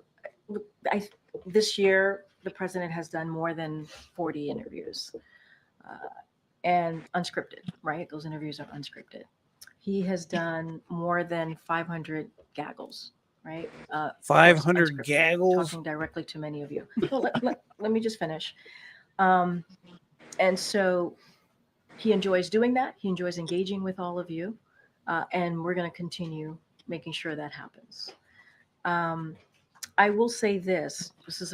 Obviously, this is a president that was a senator for 36 years. He was a vice president, as you all know. I'm just repeating things that you all know, for 8 years. And so he has long time, advisors that have been here with him for a long time. I don't think that's unusual.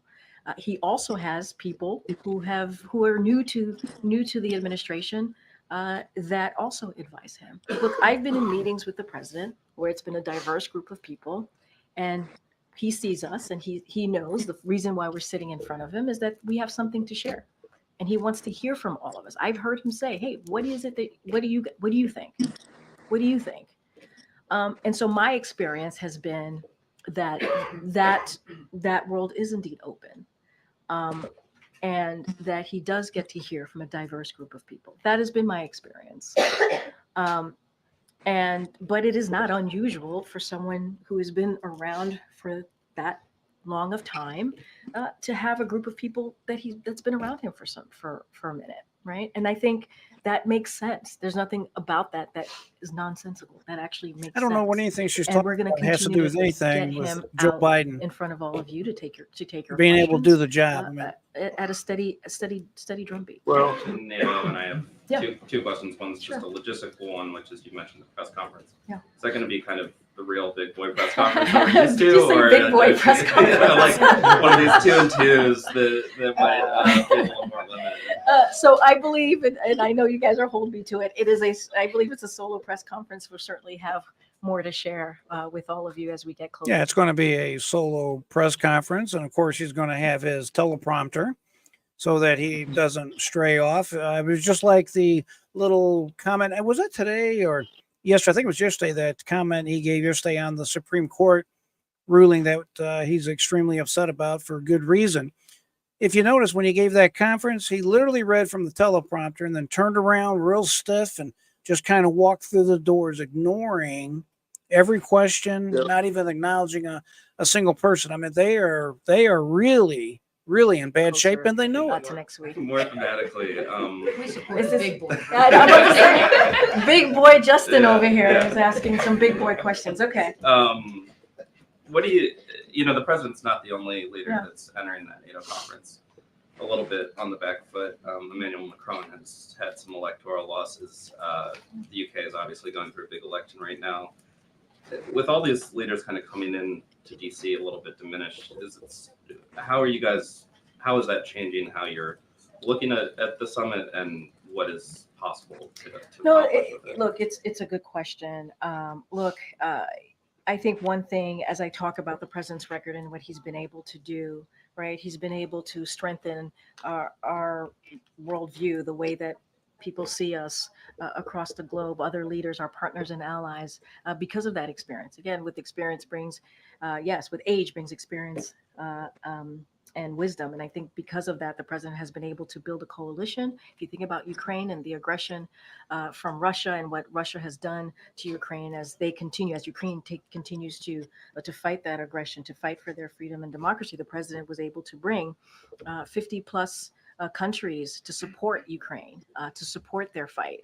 And so look, I will say that the president is looking forward certainly to hosting the leaders of our 31 NATO allies. As you know, two additional countries have done Yeah, a war joined that NATO, should and that's never have because, happened, by again, the of way, over in president's Ukraine. leadership. And next week in Washington, D.C., as you know, the historic summit is to mark the 75th anniversary of NATO's founding. So for 75 years, NATO has kept us and the world safer. And under the president's leadership, this president's leadership, our alliance is stronger. It's larger.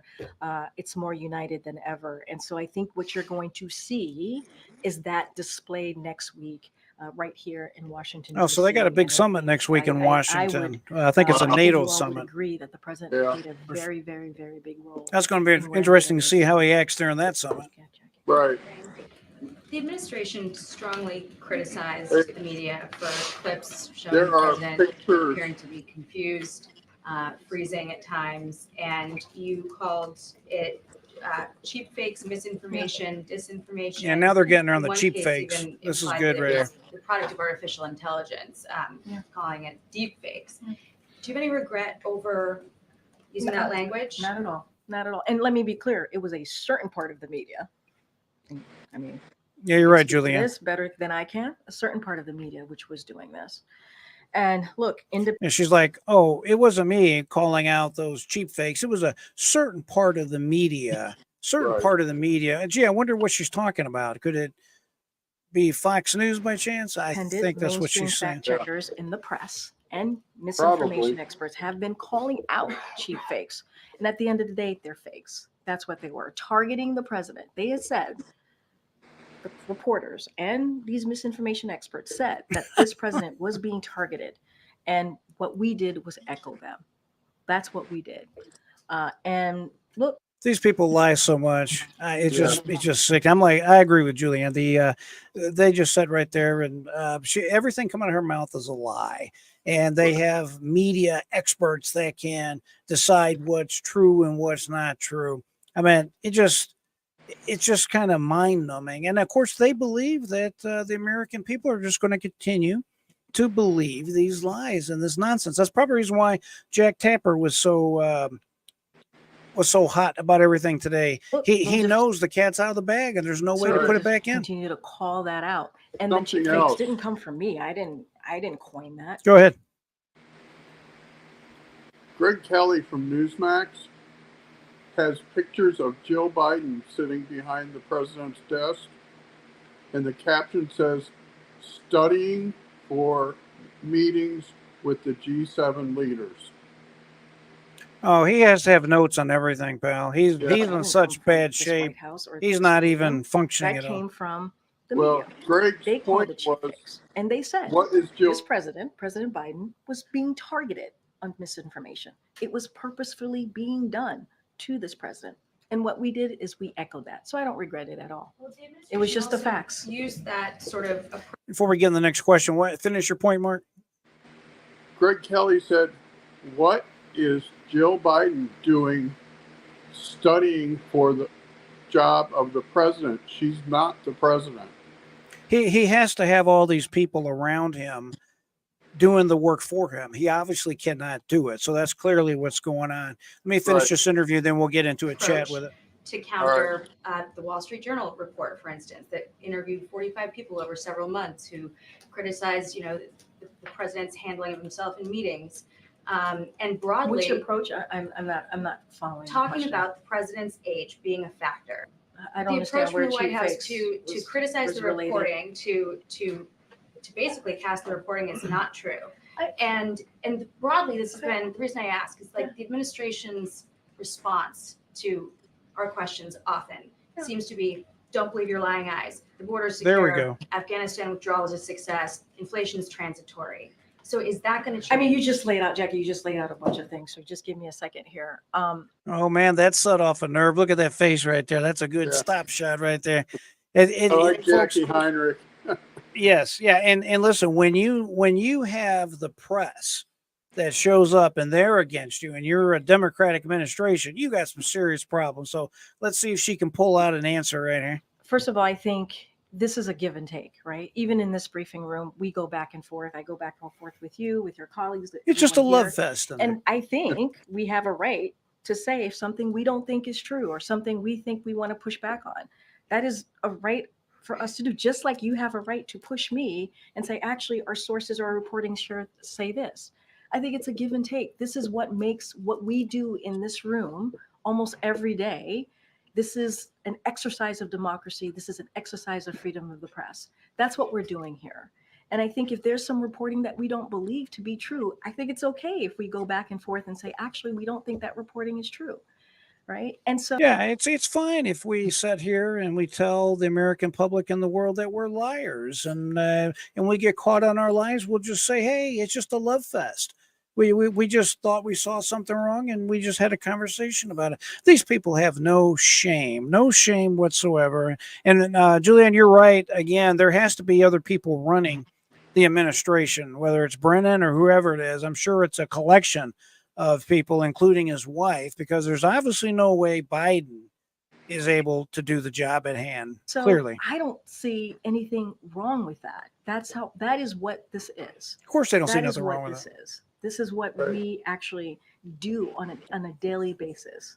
This is how we lead the world on making sure that journalism exists and you all have the right to do your jobs. But, we also have our right as the press office here in the administration, if we She never believe answered the something is question, true by or the we way. want to share our side of things, that we do so. Look, on the other things that you just listed, I've talked about this president's record a lot, often here in this just however minutes I've been at this podium. And look, when it comes to the economy, the data shows it. When it comes to healthcare, the data shows it. Afghanistan, obviously, it is an important conversation to have, and that is something that the president wanted to do and end a war, and a forever war. He wanted to make sure that we stop putting our young women and men in harm's way. And that is a difficult decision to make. It is not an Yeah, it's a difficult decision to make, to go ahead and end a war that his advisor told him do not end. At least don't end it the way you're ending it. Right. He caused 13 American service members to lose their lives during this evacuation, and he left American citizens inside Afghanistan before pulling out. And these people could sit there with a straight face and act like they did such a great thing. He's such a great leader. He ended this for us. an easy decision to Unbelievable. make. But he's the president and commander in chief, and he wanted to make sure that we got our armed troops out of harm's way. And so I honor and respect our back and forth, and it is always an honor and privilege for me to do this job, and I will continue to do that. Go ahead. No, Michael. Okay. Oh, Mike, go ahead, Michael. okay. Yeah, I get you. have two big boy questions.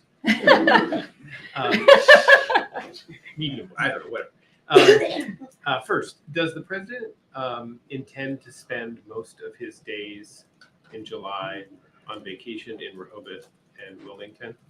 We certainly will have more to share on what his schedule is going to That- look that like for the means rest of the yes, he's month. I gonna don't have stay anything hidden. to share at this time. I can assure you They won't the even president release is his out and about, schedule. talking directly to Right. the American people. Unless it's for I the just next laid 2 or out 3 the days. next couple of days. See, next couple I of don't have days. anything to share I guess- beyond well, actually beyond NATO, right? As you know, there's going to be the NATO summit next week, so don't have anything to share beyond that. But the president will be out there talking directly to the American people.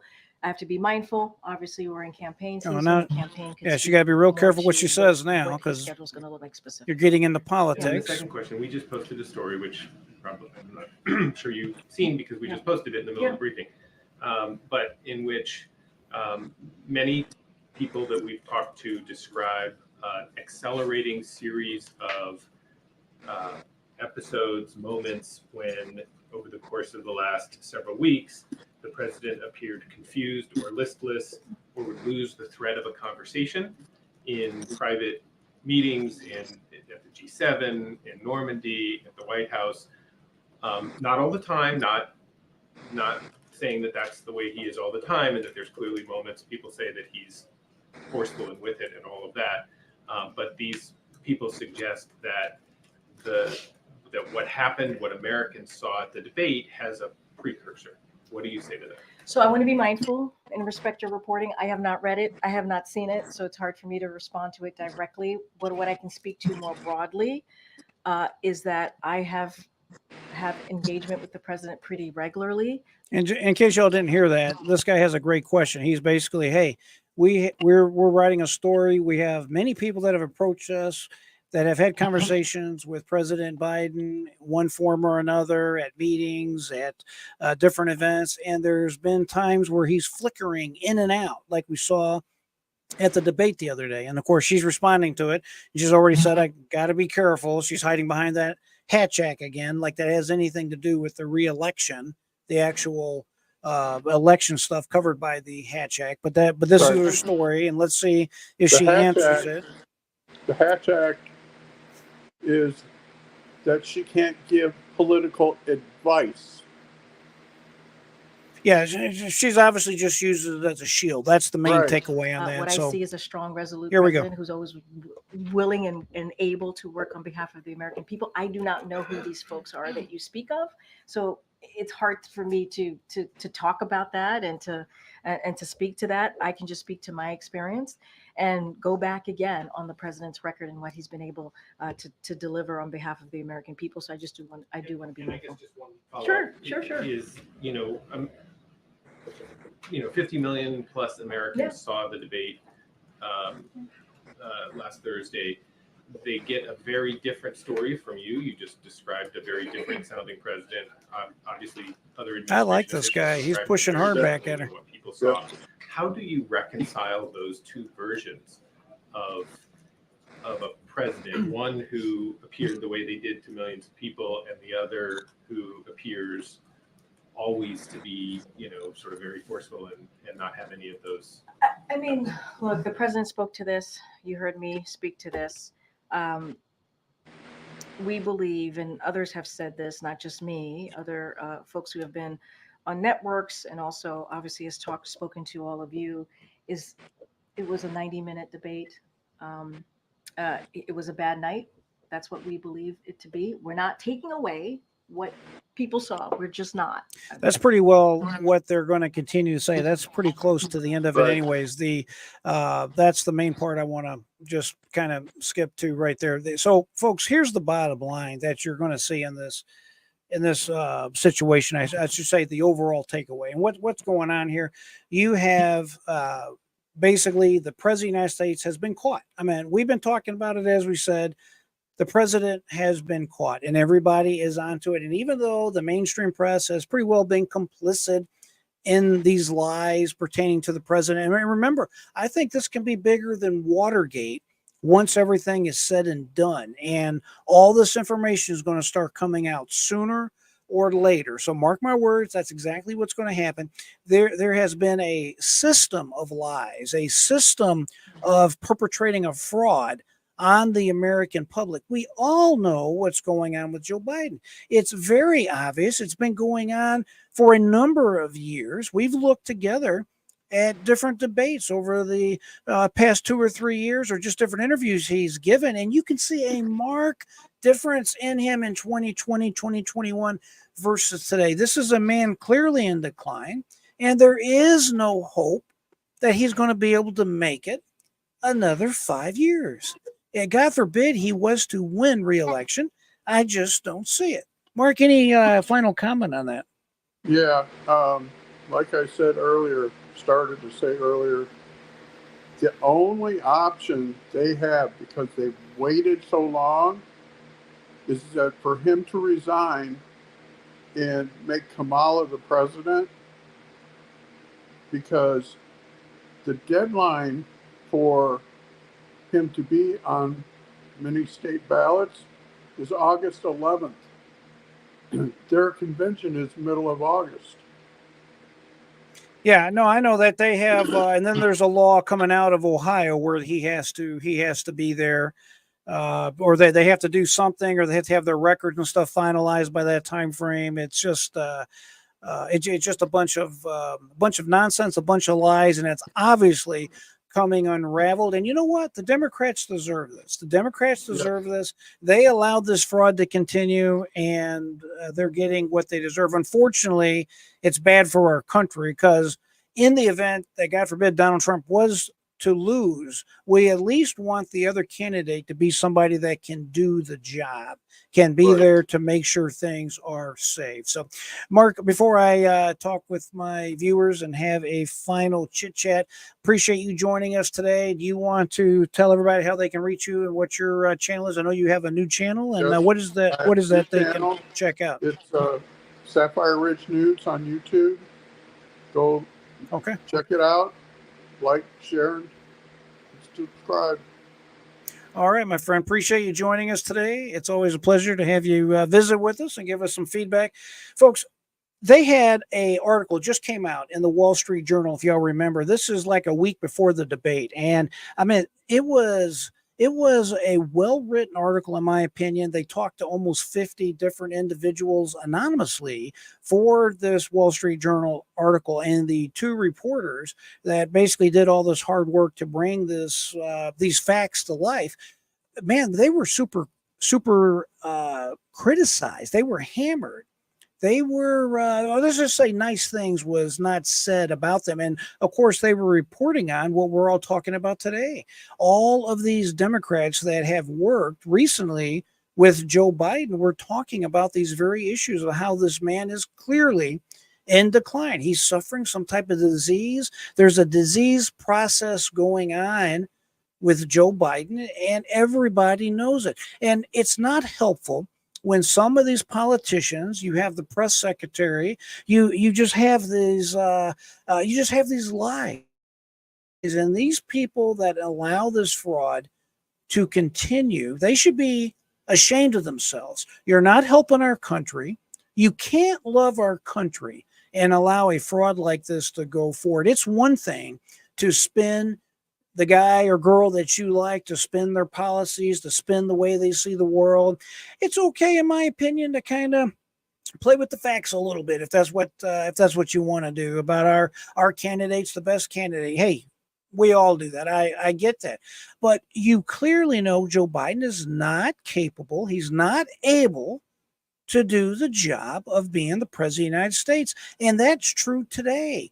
And you know what's real sad about this debate is our enemies have seen this. People that are our adversaries know we have a president that is at best in decline. And it's sad. It's a shame. I feel bad for our country as a whole. And the Democrats, as a result, are in a panic. They're just in a 5-alarm fire. They have had a really bad week, and it's unfortunate it just happened now. It should have happened a long time ago. And these Democratic operatives have no one to blame but themselves. They engaged in this fraud. They engaged in this lawfare. They went after Donald Trump and the people that supported him like they are the enemies of the state. How many times have we heard Joe Biden talk about the MAGA people and how bad they are and how idiotic they are? Now we're seeing exactly who is the idiot, who is perpetrating a fraud on the American population as a whole. I mean, it's really just that simple. I want to thank everybody that tuned in today. Julianne, thanks for joining us. Of course, Bryce, Charles, Gladys, and my friend Sapphire, aka Mark over there. Penny, thanks for joining today. It's a pleasure to have each and every one of you stop in and say hello. I just like talking about these type of White House type interviews. It's interesting to dissect them, especially in light of this important election we have coming up. You have to reach out to your family, your friends, anyone that you know is suffering the serious disease of indoctrination. Please share this video with them. If you're still with me, folks, hit the thumbs up button. It helps out the channel, helps the algorithm, and make sure you subscribe. I try to always make sure I personally respond to anybody who leaves a comment, and I definitely respond to all of my subscribers first and foremost. Appreciate you all joining me today. I always say, my friends, keep that mind free. Never give up. Until next time, I am J.R. Dukes.